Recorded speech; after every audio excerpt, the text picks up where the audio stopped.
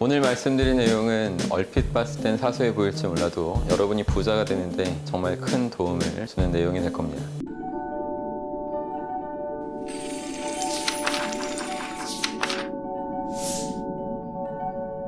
그게 뭐냐면 언어를 잘 활용해야 한다는 겁니다. 상품을 소개하거나 스스로 소개할 때 언어를 어떻게 이용하는지가 정말 중요해요. 한 단어마다 그 안에 담긴 최면적인 힘의 크기가 달라서 상대한테 더 잘 통하는 언어들을 골라서 사용하게 되면 그냥 아무런 전략 없이 말할 때보다 더 상대가 여러분한테 관심을 보일 확률이 더 높아지게 되고 결국에 물건이든 서비스든 구매할 확률도 덩달아 높아지는 거죠. 상대한테 더 잘 통하는 언어라는 건 그 대상이 누구냐에 따라서 달라지는데, 예를 들어서 수능을 보는 학생들을 대상으로 생각해 보자면 명문대 합격, 시험 합격 이런 단어들이 언어적으로 강력한 단어가 되겠죠. 그리고 나이가 든 분들한테는 젊음, 생기, 활력 이런 단어들이 더 힘이 크기 때문에 잘 활용해내는 게 좋습니다. 그러니까 여러분이 속해 있는 분야의 고객들을 먼저 제대로 분석해 두셔야 되는 거죠.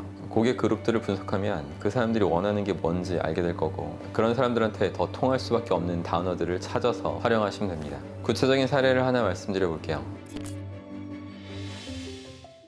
여행업계에서 30년 동안 근무를 하신 박정수라는 분이 계세요. 이분은 사람들이 잘 도전하지 않는 새로운 여행 상품을 많이 만들어서 시장을 개척해왔던 걸로 업계에서 유명한 분인데, 중국 여행에 대한 상품을 주력으로 해오셨습니다. 그런데 사스가 한번 터지고 난 뒤에는 중국 여행에 대한 발걸음이 끊기기 시작했던 거죠. 그러다가 시간이 지나고 사스가 좀 수그러져서 예약이 생길 법도 했는데 중국 여행에 대한 예약이 없었다고 해요. 그래서 이번에도 제대로 된 새로운 상품을 기획해보겠다 이런 결심을 합니다. 이때 먼저 고객 그룹의 시점으로 바라보면서 분석을 한 거죠. 사스 그 이후 사람들이 가고 싶어하는 여행지는 어디일까? 어떤 컨셉이 의미가 있을까? 이런 고민을 끊임없이 하다가 청정이라는 핵심 키워드가 문득 떠올랐습니다. 사람들이 사스 바이러스로 몇 개월 동안 공포에 떨고 있었으니까 청정이라는 단어가 갖고 있는 그 힘이 커졌다고 판단한 거죠. 그 다음에는 중국 내에 청정과 어울리는 지역이 어디인지 찾아보니까 칭다오라는 지역을 찾아냈고, 칭다오는 황금빛 해변이 넓게 펼쳐져 있는 해안 도시에다가 물도 맑아서 청정이라는 이미지와 딱 어울렸고,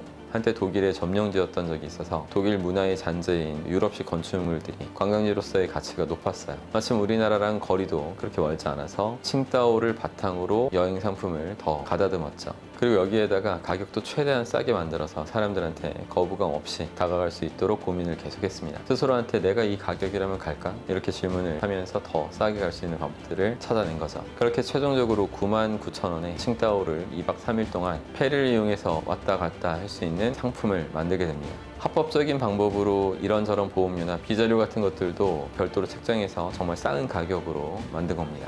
그리고 이 상품을 들고 여행사를 찾아갔는데 1군에 속해 있었던 대형 여행사들은 반응이 시큰둥했다고 해요. 가격 자체가 너무 낮다 보니까 불량한 상품 아니냐면서 믿어주지 않았습니다. 근데 이 박정수라는 분은 자신이 만든 상품이 분명 만족도도 높고 절대 부실한 상품이 아니라는 걸 알고 있었기 때문에 미련 없이 의심되면 팔지 마라 이렇게 하고 2군 여행사들을 통해 상품을 팔아버리죠. 이렇게 상품을 런칭했는데 런칭하자마자 히트를 쳐서 순식간에 예약이 모두 마감돼 버립니다. 나중에는 1군 여행사들까지도 자신네들도 그 상품 팔고 싶다고 애원을 했는데 이미 예약이 모두 마감돼서 할 수 없다 이렇게 된 거죠. 이 상품이 잘 팔린 건 싼 가격 덕분도 있겠지만 청정이라는 최면적인 힘이 있는 그런 언어를 제대로 앞에 내세운 것이 큰 공헌을 한 것 같습니다. 여러분도 이런 식으로 언어를 적재적소에 잘 활용하는 습관을 들여놓으시면 돈을 벌고 부자 되는데 큰 도움을 받으실 수 있을 거예요. 적절한 언어를 쓰면 상대 그룹은 거절하기가 힘들어집니다. 상대가 호감을 가질 수밖에 없도록, 그러니까 비판할 수 없도록, 그래서 바로 무비판적으로 잠재의식이 흘러갈 수 있도록 해야 하는 것이 포인트죠. 그래서 이런 언어의 활용을 평상시에도 자연스럽게 쓸 수 있도록 계속해서